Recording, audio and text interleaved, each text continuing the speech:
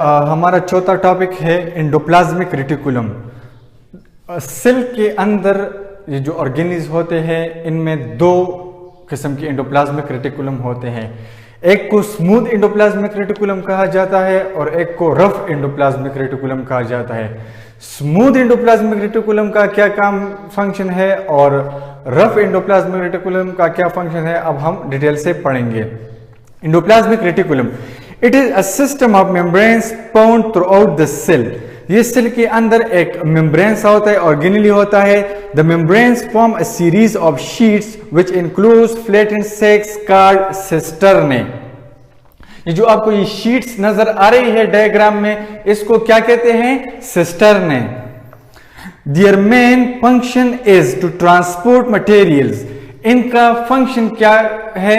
ये मटेरियल्स को एक जगह से दूसरी जगह सेल्स में ले जाने में मदद देती है। Endoplasmic reticulum consist of two types. इसके दो अकसाम होते हैं। Smooth endoplasmic reticulum SER।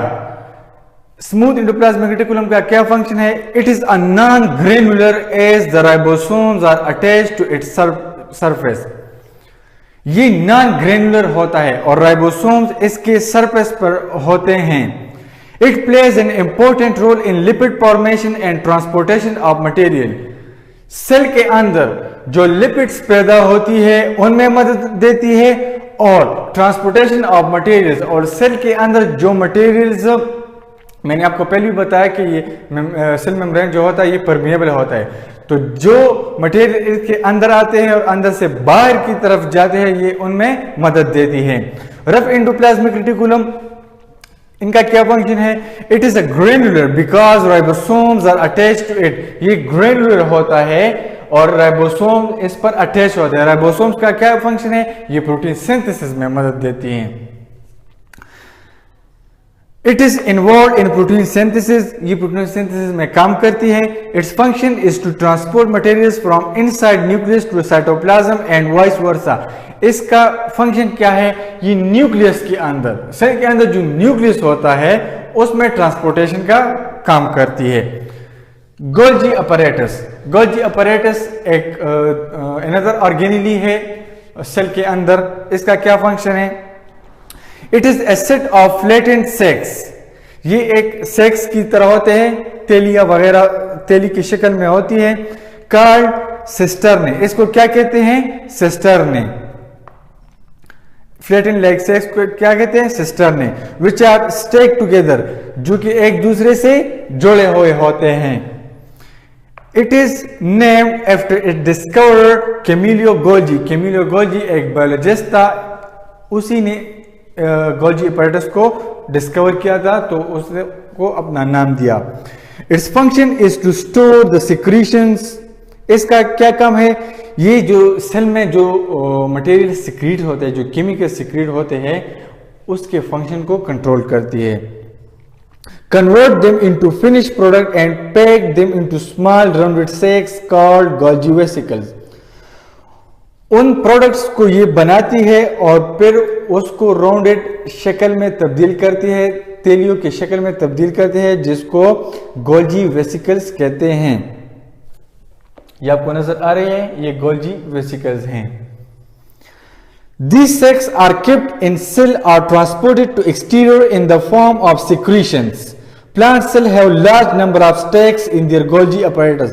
Plant cell में ये सबसे ज्यादा होते हैं Golgi apparatus. Another topic is mitochondria. Mitochondria is also called the powerhouse of the cell.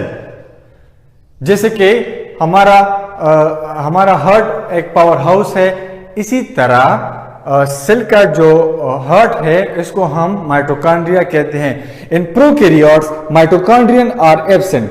Prokaryote जैसे कि बैक्टीरिया होते हैं उनमें माइटोकॉन्ड्रिया नहीं होता। And it is thought that energy required is produced in the cytoplasm by anaerobic respiration or by mesosomes। और cytoplasm में जो एनएरोबिक रेस्पिरेशन होती है और मिजोसोम के जरिए जो एनएरोबिक रेस्पिरेशन होती है, एनएरोबिक रेस्पिरेशन उस रेस्पिरेशन को कहा जाता है जिसमें ऑक्सीजन की जरूरत नहीं होती। Mitochondria are found in eukaryotic cell, ये सिर्फ यूकैरियोटिक सेल्स में पाया जाता है। They are bounded by a double membrane, the outer membrane is smooth, 2 membrane होते हैं इसके, और ऊपर वाला जो मेम्ब्रेन होता है वो स्मूथ होता है। The inner membrane is folded inwards, और अंदर वाला जो हिस्सा होता है वो फोल्डेड होता है, giving rise to extension called cristae. इसको क्या कहते हैं? Cristae. Cristae increase the surface area on which the respiratory process take place. यहां पर रेस्पिरेशन होता है, मैंने बताया भी पहले भी कि ये power house of the cell है, सेल को एनर्जी देता है। Mitochondrion are the power house of the cell because they carry out respiration in the cell and produce energy in the form of ATP. और cell के अंदर जो energy produce होती है वो माइटोकॉन्ड्रिया उसमें मदद देती है। कैसे? एक ह्यूमन होता है वो सांस लेता है, रेस्पिरेशन कैसे होती है मैं आपको यहां पर लिख देता हूं। ऑक्सीजन O2 हम लेते हैं प्लस ग्लूकोज C6H12 और 6, तो ये यहां पर ब्रेकडाउन होती है इसकी, तो ये किस चीज में कन्वर्ट हो जाता है? H2O plus CO2 plus ATP। ATP क्या है? एनर्जी है।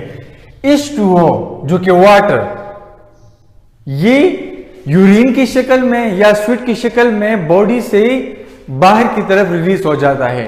कार्बन डाइऑक्साइड हमारे माउथ के जरिए या नोज के जरिए बाहर निकल जाता है जो सांस हम लेते हैं। कार्बन डाइऑक्साइड को हमारे जिस्म की जरूरत नहीं होती तो हम उसको एक्सहेल करते हैं, और एटीपी प्रोड्यूस, उसकी शक्ल में एटीपी प्रोड्यूस हो जाती है। एटीपी जो कि एनर्जी है, तो इसी वजह से इसको power house of the cell कहा जाता है। Ribosomes, another topic is ribosomes. ये राइबोसोम्स हैं। राइबोसोम्स का क्या फंक्शन है? राइबोसोम्स रफ एंडोप्लाज्मिक रेटिकुलम के साथ अटैच होते हैं जो कि प्रोटीन सिंथेसिस में मदद देती हैं। These are tiny granules, ये छोटे छोटे जर्रात होते हैं। They are formed in nucleolus and ये न्यूक्लियोलस में होते हैं and are either freely dispersed in the cytoplasm or attached with RER, और रफ एंडोप्लाज्मिक रेटिकुलम के साथ अटैच हुए होते हैं। A ribosome is made up of almost equal amounts of proteins and ribosomal RNA। ये राइबोसोमल आरएनए और protein से बना हुआ होता है। Ribosomes are not bound by membrane, ribosome membrane के साथ बाउंड नहीं होते, ये फ्री होते हैं। So they are also found in prokaryotes, तो ये प्रोकैरियोटिक सेल्स में भी पाया जाता है। Eukaryotic ribosomes are slightly larger than prokaryotic ribosomes. Eukaryotic ribosomes थोड़े बड़े होते हैं देन प्रोकैरियोटिक राइबोसोम, जो कि यूकैरियोटिक सेल में राइबोसोम्स बड़े होते हैं as compare to prokaryotic cell. They are involve in protein synthesis, ये प्रोटीन सिंथेसिस में हेल्प करती है।